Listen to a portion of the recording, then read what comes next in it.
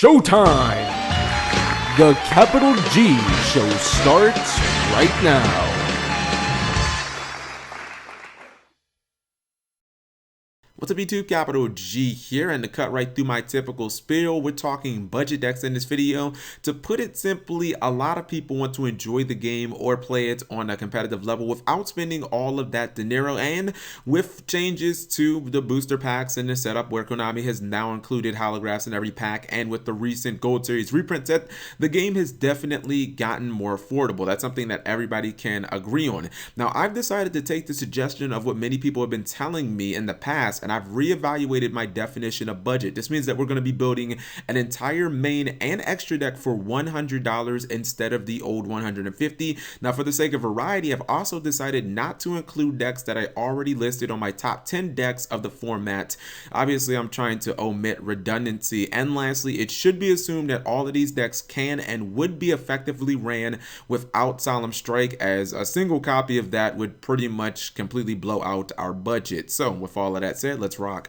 Number 10, Ignights. One of the more forgotten archetypes of the Arc V era, Ignights might not be the most consistent deck, but they do have a lot of tangible offense and the ability to make massive plays with number 86 that can render the opponents near helpless. It's also one of the only decks in the game that can effectively use Tyrant Throws, which is essentially a trap version of number 86. It can be a pain for your opponent.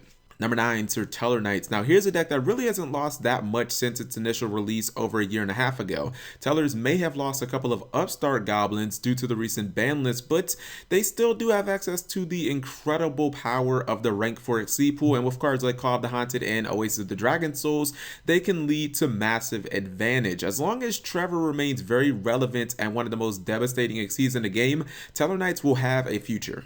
Number 8, Yosenju. Yosenju may have fallen on hard times. This has to do with the fact that targeting cards and effects are just becoming far less powerful than in years past, but there is some solace in this situation. Rippling Mirror Force looks to solve the deck's biggest downfall, the fact that the monsters are essentially, for lack of a better term, spirits and offer you no field presence when it's not your turn. Rippling Mirror Force gives you a solid, staple level defensive card that should convert into offense during your next turn. That and Card of Demise is just arguably busted in Yosenju's. Number 7, Yang Zings. Much like Sir Tellarknights, another Duelist Alliance archetype that is still very much alive, Yang Zings have greatly benefited by the recent releases of some very powerful synchro monsters such as Psyframe Omega and Scarlet Red Dragon Archfiend. I also believe that the removal of Wavering Eyes from the game greatly benefits the deck, as the Zephyr versions could never really use the card effectively, but it could almost always auto-lose to it.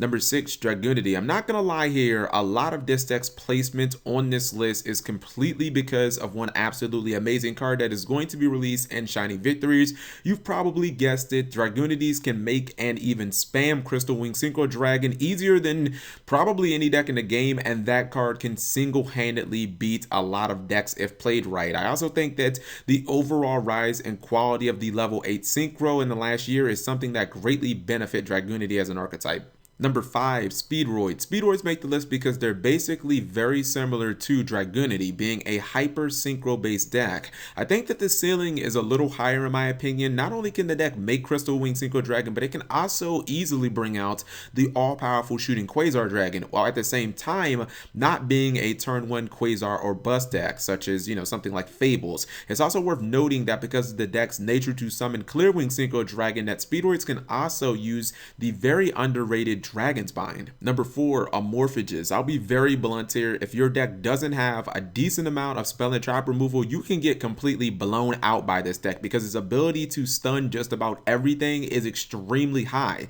The biggest problem is often maintaining that stun, as it comes at an extremely steep price. However, if the deck is allotted the time it needs to set up, it can be far worse than having to play against the likes of Dark Law or Domain, as Amorphages have cards that essentially mimic these cards' effects. Number 3, Magispecters. Magispecters have always had a lot of potential. Being immune to targeting and destruction increases their viability infinitely. I've played the deck in the past many times, and sometimes you can get lucky and amount as many as 10 cards going first, with multiple fantastic defensive cards. Now, the deck Achilles heel has always been spell and trap destruction, because if you lose your pendulum skills, it's going to be a serious uphill battle, and your defensive cards require you to give up field presence. The deck can also get blown out if your pendulum pendulum summons get negated because its ability to recover is not very high. Magispecters have a very high ceiling, but they can also get blown out fairly easily. Number 2, Buster Blader. In my personal opinion, the most overlooked archetype of the entire Arc V era so far. Buster Blader has some really amazing and powerful lockdown plays, most of which only require Buster Dragon plus Destruction Swordsman. Your opponent generally will be locked out of monster effects and their battle phase, but if you happen to throw in a hot Red Dragon Archfiend Abyss into the mix, which is very easy to pump out in this deck, okay, now you're locked out of the things that get you out of the lock in the first place, things like Regeki or Rippling Mirror Force, etc., etc. Buster Blader is already a solid deck, but it's also going to greatly benefit from some of the newer cards in Shining Victories. Honorable mentions include Prophecy, Fluffles, Evil Swarm, and Kaiju variants. Finally, to our number 1, Raidraptors. Raidraptors top this list not only because they work effectively as a very solid rank 4 spam-based deck as seen in the OCG in the past, not only because the deck can easily still summon Cyber Dragon Infinity through the use of Soul Shade Force, but the deck also has its own 2-card Cleafort Towers combo, which is extremely potent, and best of all, you really don't have to build the deck around it.